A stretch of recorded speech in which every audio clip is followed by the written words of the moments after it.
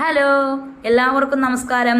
ഇന്നത്തെ ക്ലാസ്സിൽ നമ്മൾ നോക്കാൻ പോകുന്നത് PSC ഇതുവരെ ചോദിച്ചിട്ടുള്ള 51 GK ചോദ്യങ്ങളാണ്. നമുക്ക് ക്ലാസ്സിലോട്ട് പോകാം. വാഴക്കുല എന്ന കവിത എഴുതിയ കവിയുടെ പേര്. വാഴക്കുല എന്ന കവിത എഴുതിയ കവിയുടെ പേര് ചങ്ങമ്പുഴ. ചങ്ങമ്പുഴയാണ് വാഴക്കുല എന്ന കവിത എഴുതിയത്. 2024 ഒളിമ്പിക്സ് നടന്നത് എവിടെ വെച്ചാണ്? 2024 ഒളിമ്പിക്സ് നടന്നത് എവിടെ വെച്ചാണ്? പാരീസിൽ വെച്ചാണ് 2024 ഒളിമ്പിക്സ് നടന്നത്. ഗാന്ധിജി ഇന്ത്യയിൽ നടത്തിയ ആദ്യ സമരം ഏത്? ഗാന്ധിജി ഇന്ത്യയിൽ നടത്തിയ ആദ്യ സമരം ഏത്? ചമ്പാരൻ സമരമാണ് ഗാന്ധിജി ഇന്ത്യയിൽ നടത്തിയ ആദ്യ സമരം.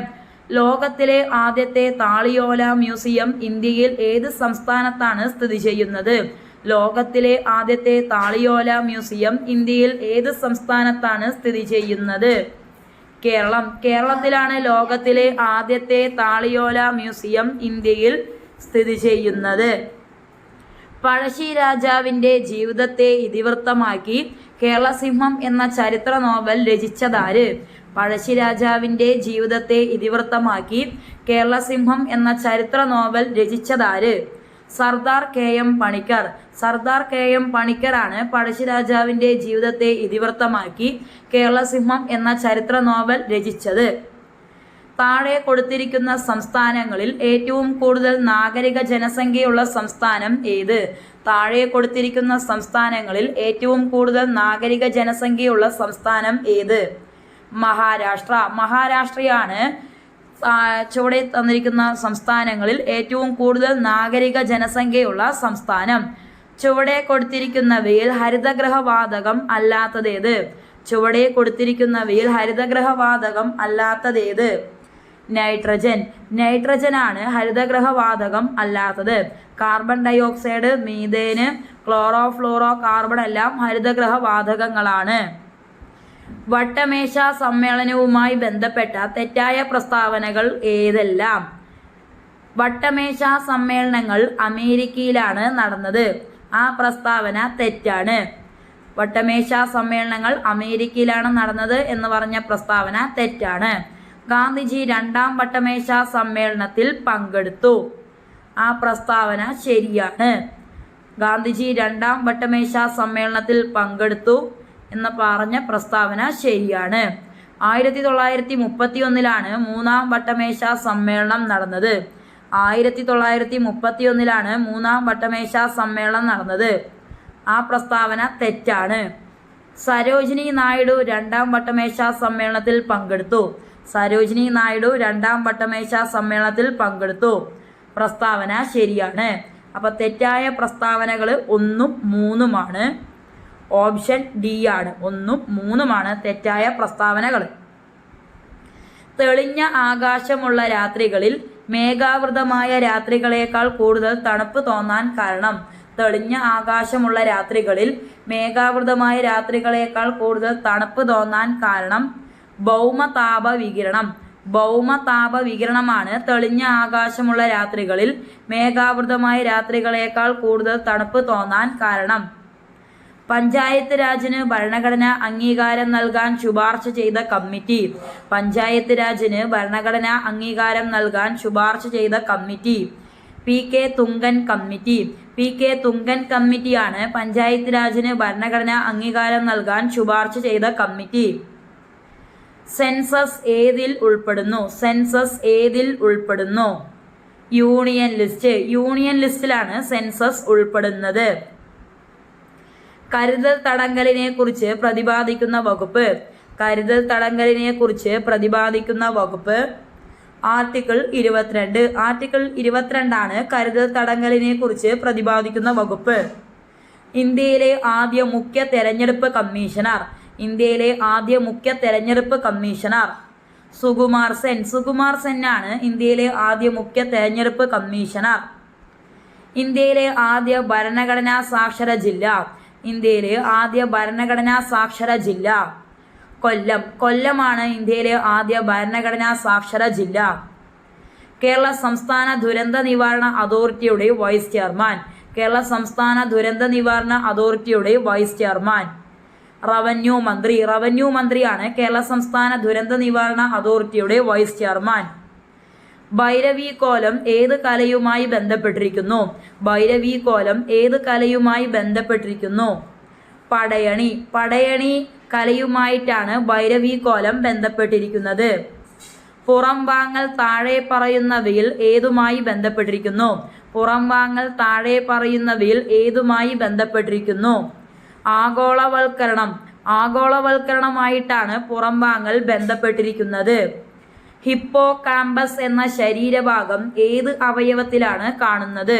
ഹിപ്പോകാമ്പസ് എന്ന ശരീരഭാഗം ഏത് അവയവത്തിലാണ് കാണുന്നത്? തലച്ചോറിലാണ് ഹിപ്പോകാമ്പസ് എന്ന ശരീരഭാഗം കാണുന്നത്. പ്ലാസ്റ്റിക് മാലിന്യത്തെ പുനഃചംക്രമണം ചെയ്തുണ്ടാക്കിയ വസ്തു ഏത്? പ്ലാസ്റ്റിക് മാലിന്യത്തെ പുനഃചംക്രമണം ചെയ്തുണ്ടാക്കിയ വസ്തു ഏത്? പോളിബ്ലെൻഡാണ് പ്ലാസ്റ്റിക് മാലിന്യത്തെ പുനഃചംക്രമണം ചെയ്തുണ്ടാക്കിയ വസ്തു. കേരളത്തിൽ സ്വാഭാവികമായി കാണപ്പെടാത്ത ഒരു വൃക്ഷ ഇനമാണ് രക്തചന്ദനം. രക്തചന്ദനമാണ് കേരളത്തിൽ സ്വാഭാവികമായി കാണപ്പെടാത്ത ഒരു വൃക്ഷ ഇനം.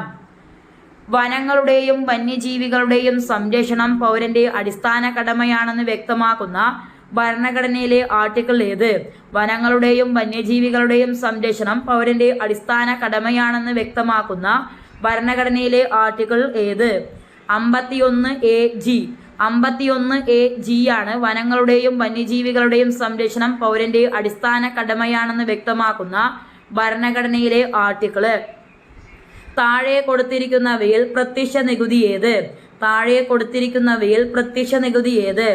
കോർപ്പറേറ്റ് നികുതിയാണ് താഴെ കൊടുത്തിരിക്കുന്നവയിൽ പ്രത്യക്ഷ നികുതി. സേവന നികുതി, വിനോദ നികുതി, വിൽപ്പന നികുതി എന്നിവയെല്ലാം പരോക്ഷ നികുതികളാണ്. കേരളത്തിൽ ആദ്യം റെയിൽവേ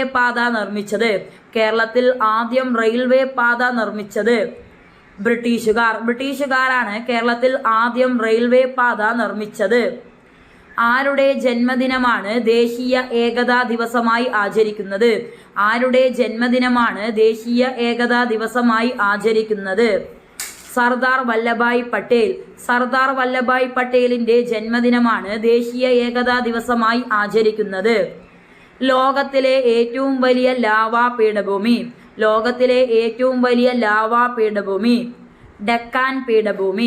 ഡെക്കാൻ പീഠഭൂമിയാണ് ലോകത്തിലെ ഏറ്റവും വലിയ ലാവാ പീഠഭൂമി. ഇന്ത്യയുമായി ഏറ്റവും കുറച്ച് അതിർത്തി പങ്കിടുന്ന രാജ്യം അഫ്ഗാനിസ്ഥാനാണ് ഇന്ത്യയുമായി ഏറ്റവും കുറച്ച് അതിർത്തി പങ്കിടുന്ന രാജ്യം. ആദ്യമായി മലയാളം നിഘണ്ടു സമാഹരിച്ച് തയ്യാറാക്കിയത് ആര്? ഹെർമൻ ഗുണ്ടർട്ടാണ് ആദ്യമായി മലയാളം നിഘണ്ടു സമാഹരിച്ച് തയ്യാറാക്കിയത്. ഒന്നാം സ്വാതന്ത്ര്യ സമരകാലത്ത് ബ്രിട്ടീഷ് ഈസ്റ്റ് ഇന്ത്യ കമ്പനിയുടെ ഗവർണർ ജനറൽ ആരായിരുന്നു?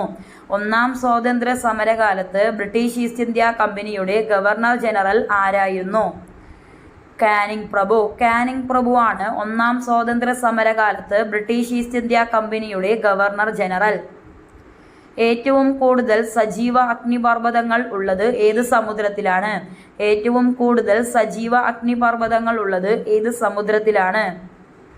പസഫിക് സമുദ്രത്തിലാണ് ഏറ്റവും കൂടുതൽ സജീവ അഗ്നിപർവ്വതങ്ങൾ ഉള്ളത്.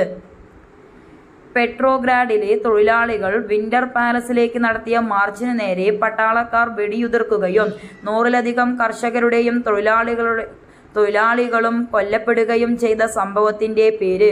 പെട്രോഗ്രാഡിലെ തൊഴിലാളികൾ വിന്റർ പാലസിലേക്ക് നടത്തിയ മാർച്ചിന് നേരെ പട്ടാളക്കാർ വെടിയുതിർക്കുകയും 100-ലധികം കർഷകരും തൊഴിലാളികളും കൊല്ലപ്പെടുകയും ചെയ്ത സംഭവത്തിന്റെ പേര് ബ്ലഡി സൺഡേ ആണ്. പെട്രോഗ്രാഡിലെ തൊഴിലാളികൾ വിന്റർ പാലസിലേക്ക് നടത്തിയ മാർച്ചിന് നേരെ പട്ടാളക്കാർ വെടിയുതിർക്കുകയും 100-ലധികം കർഷകരും തൊഴിലാളികളും കൊല്ലപ്പെടുകയും ചെയ്ത സംഭവം. താഴെ പറയുന്നവയിൽ ആഗോളതാപനത്തിന് കാരണമാകുന്ന മുഖ്യവാതകം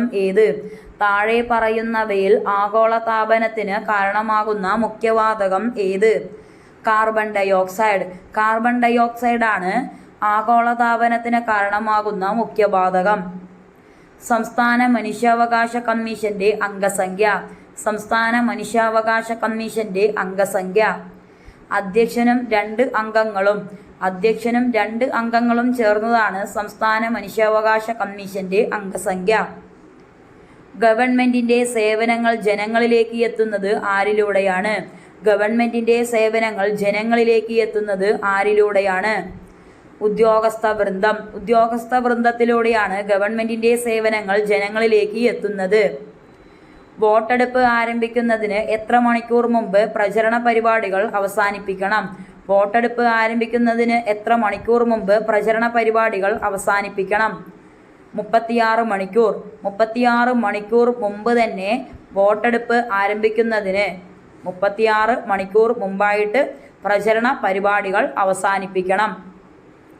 പാർലമെന്റ് പാസാക്കുന്ന നിയമങ്ങൾ ഭരണഘടന അനുസരിച്ച് ഉള്ളതാണോ എന്ന് പരിശോധിക്കുവാൻ ഉള്ള സംവിധാനം.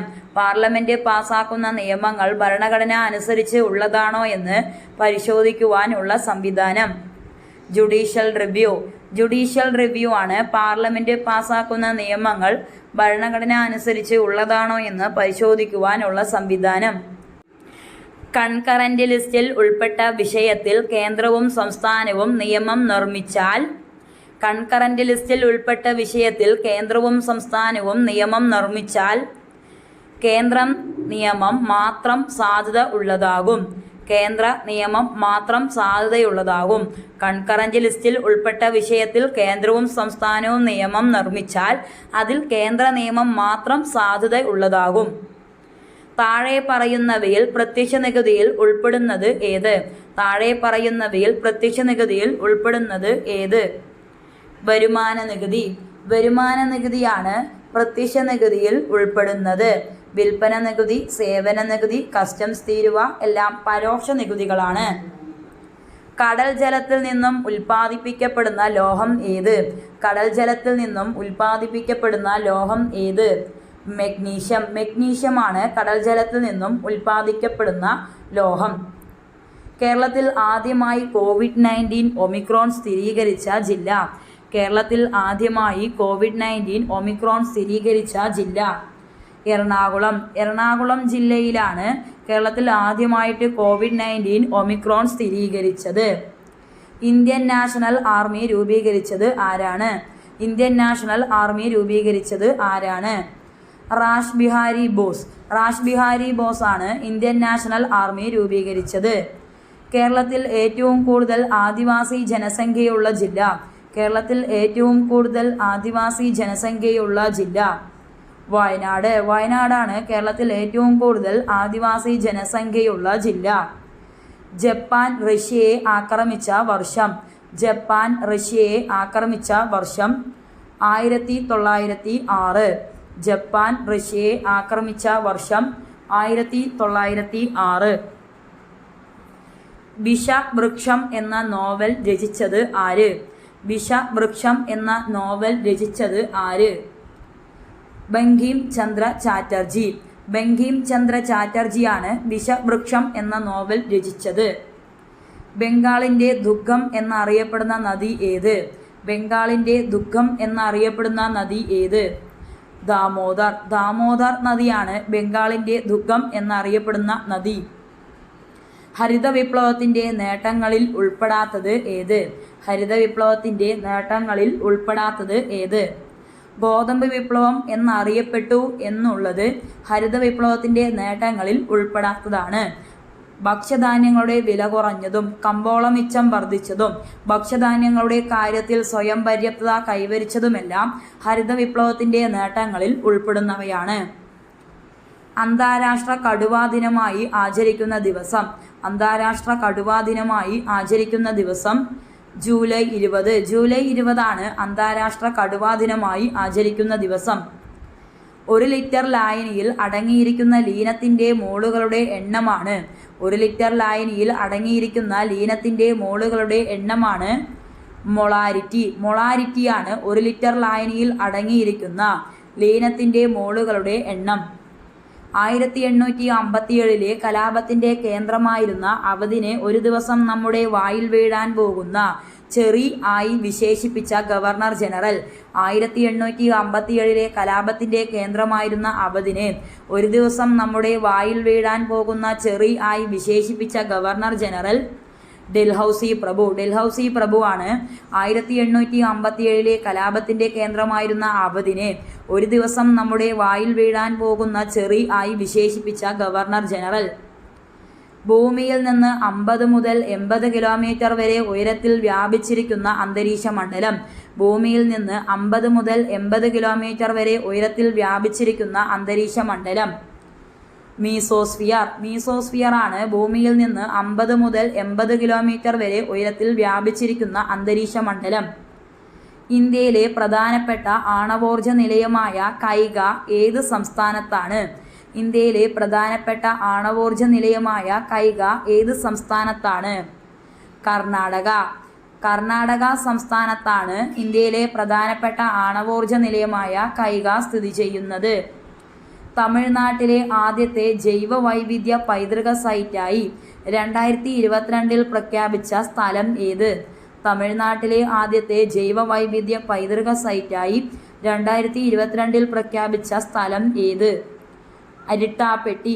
അരിട്ടാപ്പെട്ടിയാണ് തമിഴ്നാട്ടിലെ ആദ്യത്തെ ജൈവ വൈവിധ്യ പൈതൃക സൈറ്റായി 2022 പ്രഖ്യാപിച്ച സ്ഥലം എന്ന് പറയുന്നത്. അപ്പോൾ ഇത്രയും ക്വസ്റ്റ്യൻസാണ് നമ്മൾ ഇന്ന് ഡിസ്കസ് ചെയ്തിരിക്കുന്നത്. നിങ്ങൾക്കിതിൽ ഏതെങ്കിലും സംശയമുണ്ടെങ്കിൽ അത് എഴുതി വെച്ചിട്ട് പഠിക്കാൻ ശ്രമിക്കുക. അതുപോലെ തന്നെ ഇതുപോലെയുള്ള ചോദ്യങ്ങൾ ഇനിയും നമ്മുടെ വീഡിയോ ആയിട്ട് നമ്മൾ ഇടുന്നതായിരിക്കും. Thank you so much my dear friends.